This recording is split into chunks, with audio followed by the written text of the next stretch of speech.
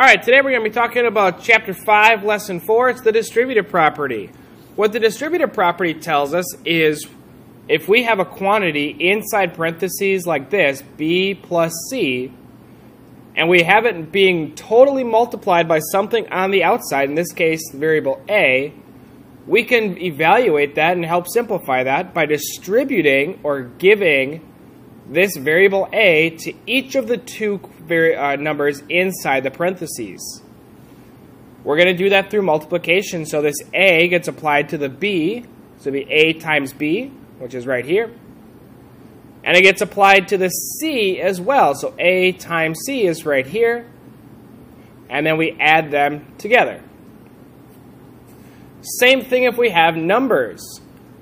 Order of operations would tell us that we should do 6 plus 2 first, and then multiply by 4. But if we had to use the distributive property, and sometimes the distributive property helps us do these mentally, it's going to be a lot easier to solve mentally with the distributive property. But it still says that this 4 gets distributed or given to each of the two numbers on the inside. So 4 times 6, which is 24. 4 times 2, which is 8. Add them together, and I would still get 32. So in example 1 here says use the distributive property to evaluate. So how this works is this 7 gets distributed to the 3 as well as the 12. So this helps me to do this. 7 times 3 and 7 times 12. 7 times 3 is 21. Put the addition sign in between. 7 times 12 is 84. Combine those two, we would get 105. Again, distributive property helps us to solve things a little bit more mentally because we can break up numbers. Alright, example 2, it says rewrite each expression using the distributive property. So again, the number on the outside gets distributed to everything on the inside. So this would be written as 4 times x and 4 times 7. Add them together and simplify. So 4x is just going to stay the same. 4 times 7, though, is 28. And then add them together. Letter B, we have 6 times p, which is 6p. 6 times 5. And now we're going to subtract them from each other.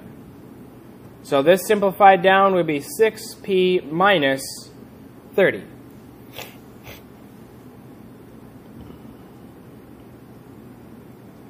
Next one here.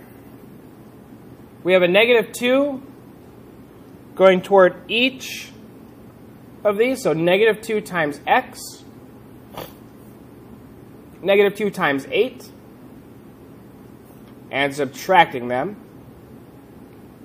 Simplifying, negative 2x is just going to be negative 2x. Negative 2 times 8 is negative 16. And if I'm subtracting a negative, I'm really adding its opposite.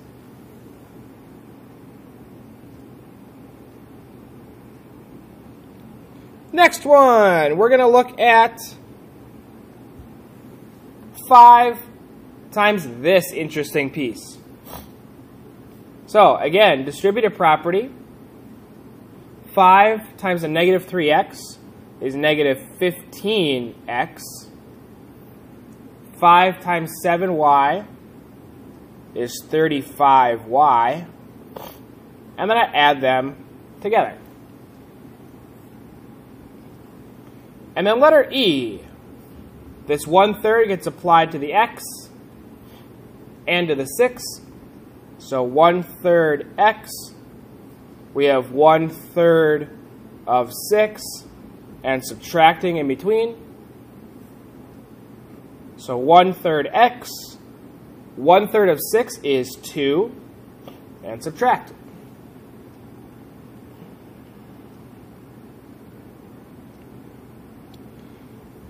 All right, let's try to solve a problem here then.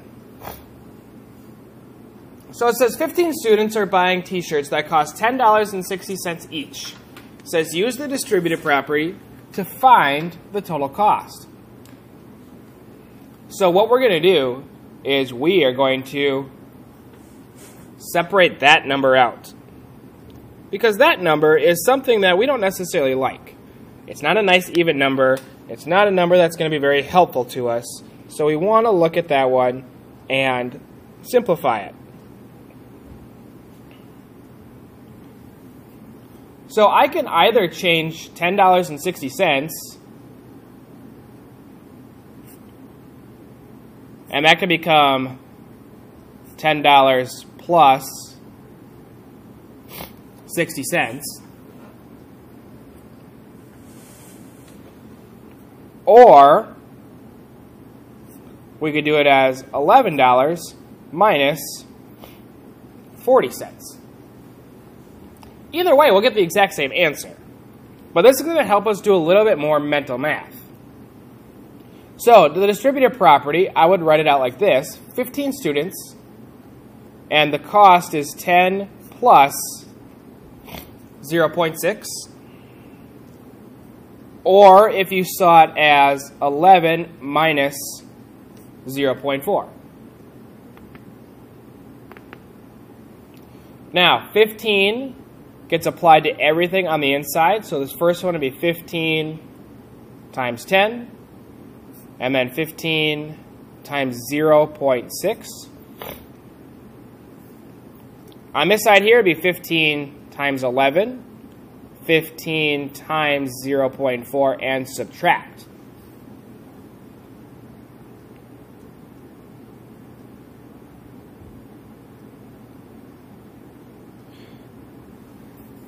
Simplify now. 15 times 10 is 150. 15 times 0.6, that's going to be the same as 6 times 15, and then divide by 10. So it would be 90 divided by 10, which is 9. Add those together, it's $159. Over here, 15 times 11 is 165. 15 times 0.4 is 6. Subtract those two, I still get $159. Now, because each one of these numbers is the answer to a word problem, it would say it would cost $159 to buy 15 t-shirts.